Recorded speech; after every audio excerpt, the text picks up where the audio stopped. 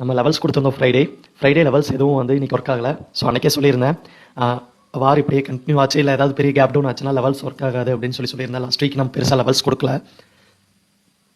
இன்றைக்கும் அப்படி தான் வந்து ஒர்க் ஆகிருந்தது மார்க்கெட்டில். ஸோ இன்றைக்கும் பார்த்தீங்கன்னா மார்க்கெட்டில் ஒரு பெரிய கேப் டவுன் இருந்தது. ஸோ அந்த கேப் டவுன் வந்து ரீசன் வந்து வார் வந்து இன்னும் கண்டினியூ ஆகிட்டு இருக்கிறதுனால, வார் இன்னும் க்ரூஷியலான சுச்சுவேஷனில் போயிட்டு இருந்ததுனால அந்த ஒரு கேப் டவுனே இருந்துச்சு. தென் வந்து க்ரூட் ஆயில் வந்து எல்லாருமே ப்ராஃபிட் புக்கிங்கில் போயிட்டாங்க. ஸோ அதனால் க்ரூட் ஆயிலும் ஃபால் ஆச்சு குளோபலாக.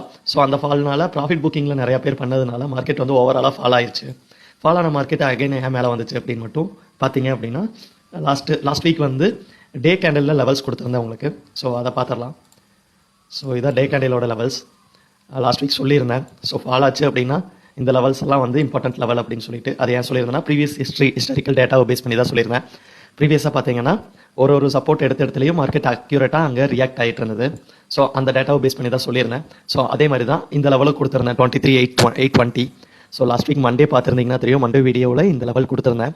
ஸோ அந்த அன்னைக்கு கொடுத்த லெவல் வந்து இந்த இடத்துல ஒரு சப்போர்ட் நல்லா ஸ்ட்ராங்காக இருக்குது. மார்க்கெட் சப்போஸ் போச்சு அப்படின்னாலும் க்ளோஸ் ஆகிறது 820க்கு மேலே க்ளோஸ் ஆனாலும் ஆகும், இது சப்போர்ட்னு சொல்லியிருந்தேன் டே கேண்டில்.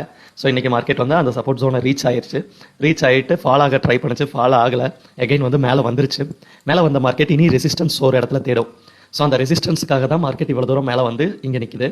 எகைன் வந்து ஒரு ரெசிஸ்டன்ஸ் மார்க்கெட் வந்து ஃபைண்ட் அவுட் பண்ணுற வரையும் மார்க்கெட் வந்து லைட்டாக ஒரு அப் மூவ்மெண்ட் கொடுக்கும். தென் வந்து மார்க்கெட்டில் வந்து ஒரு அன்அஃபிஷியல் நியூஸும் போயிட்டுருக்கு.